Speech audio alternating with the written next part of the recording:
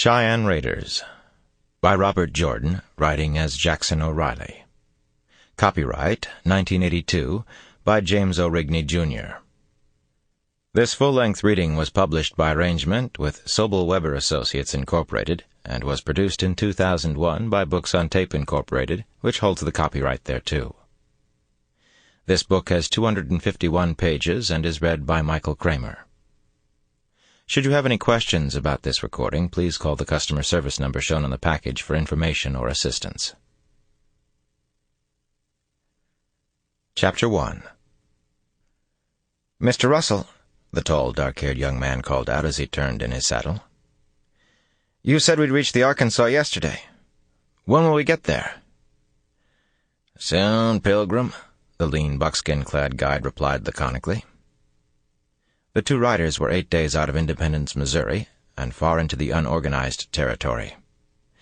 It was nearly April of 1837, and the last remnant of the winter's winds raised swirls of yellow dust from the great western desert, but tufts of grass and clumps of tiny yellow and blue flowers had already begun to dot the vast, arid expanse of flatland. Thomas Benton McCabe turned back to the trail ahead and subsided into uncomfortable silence. Phillips Russell had the knack of making him feel foolish, as did many Westerners, despite McCabe's degree from Yale and his 4 years of reading law in Boston. Hunting and fishing in New England had not prepared him for the hardships of life on the western frontier, no matter what they believed back at the Office of Indian Affairs. He turned in the saddle to look back. His ruddy, boyish face twisted in a frown, as it did almost every time he looked at his pack mules plodding along to the tug of the lead tied to his saddle. Russell, who was going farther, had brought along only one mule, and that was another matter for frustration. Every trader in Independence had sold him something nobody tried the plains without, and now he was weighted down with twice the gear he needed.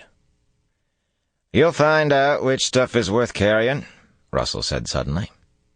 McCabe jerked around, but the trapper wasn't even looking at him. "You won't really believe the rest ain't any good till you see it don't work. Then you'll just toss it away. Or trade it.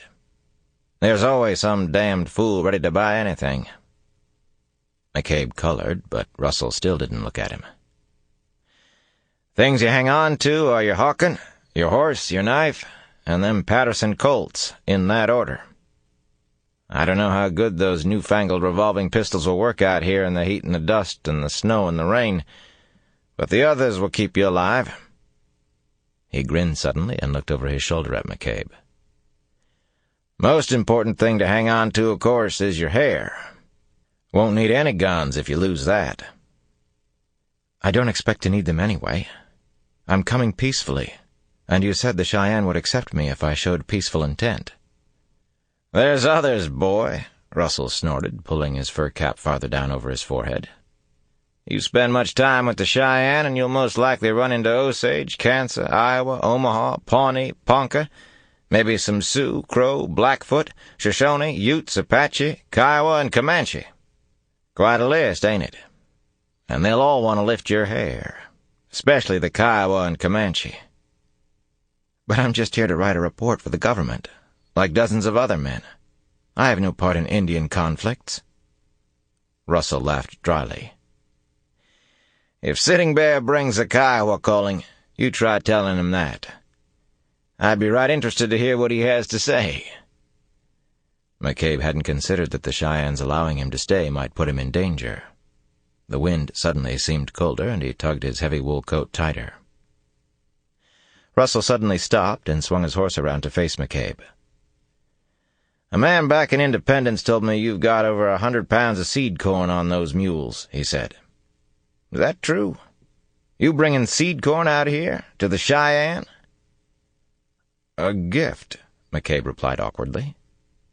"I also brought beads, mirrors, and hatchets, but I thought seed would be a more useful offering." Russell put back his head and brayed a laugh. "McCabe, I'll be double damned if you ain't gonna have a right interesting time with the Cheyenne." McCabe's ears burned, but he kept a rein on his anger. "Mr. Russell, what I do or don't do among the Cheyenne is no concern of yours. You agreed for $40 in gold that I could accompany you as far as the Arkansas River, and that you would then put me on a trail that would lead to the Cheyenne lands. I'm getting no closer with you sitting here making noises like a jackass." Russell became serious. "You're right where you ought to be. River's about a mile over to the south, but this is the place you want to start from." He pointed to a 6-foot-high pile of rocks, on top of which a cow skull had been placed. McCabe squinted. Near the rocks was a stand of cottonwood trees, and the glint of the sun on water. "I haven't seen anything like that out here before," he remarked. "There seem to be some sacks pushed into the rocks." He walked his horse closer and bent down out of the saddle to reach for a leather bag. "I wouldn't do that, McCabe." "Why not? Is it an Indian shrine? Some religious place?" "It ain't Indian. It's sort of like a post office. You got a letter you want mailed back east, you leave it here with a pelt or two. Anybody going from Bent's Fort to Independence or St. Louis has got to pass this spot.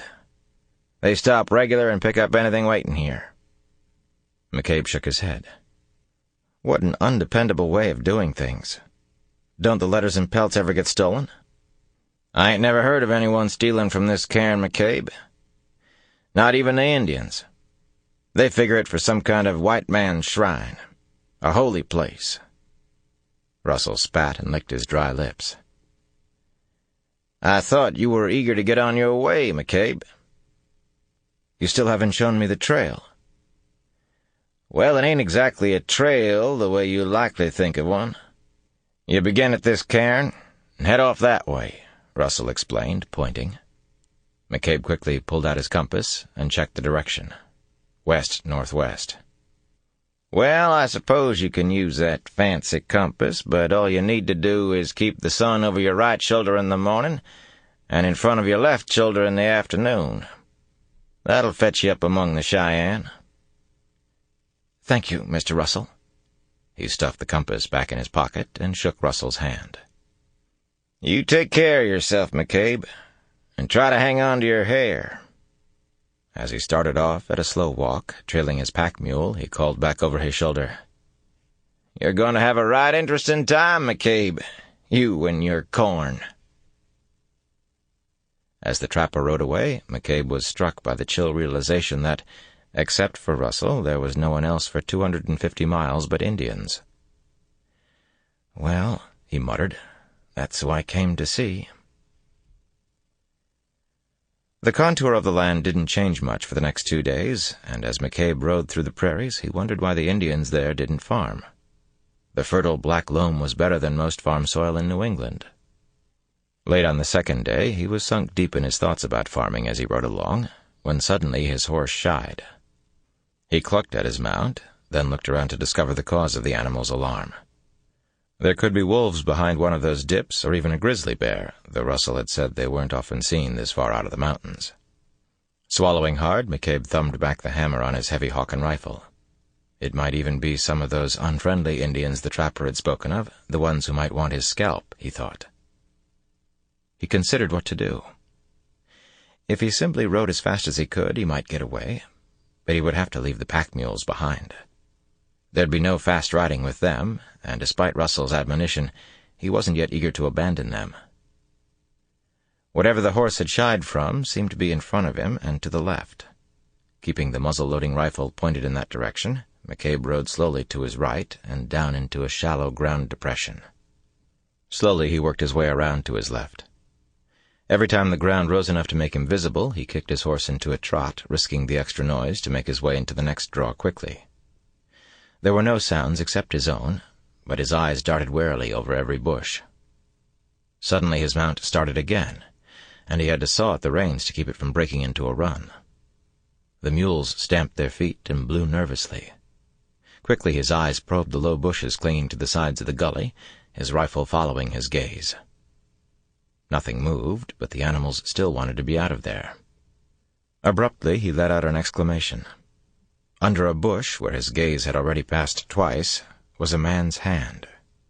He climbed down and ran to pull the bush aside. "I'll be damned," he muttered. Underneath lay an unconscious Indian, huddled up as if he had crawled there to hide before passing out. He was easily as tall as Tom, and he wore 3 feathers fastened in his hair. A necklace of beads and... Sample complete. Ready to continue?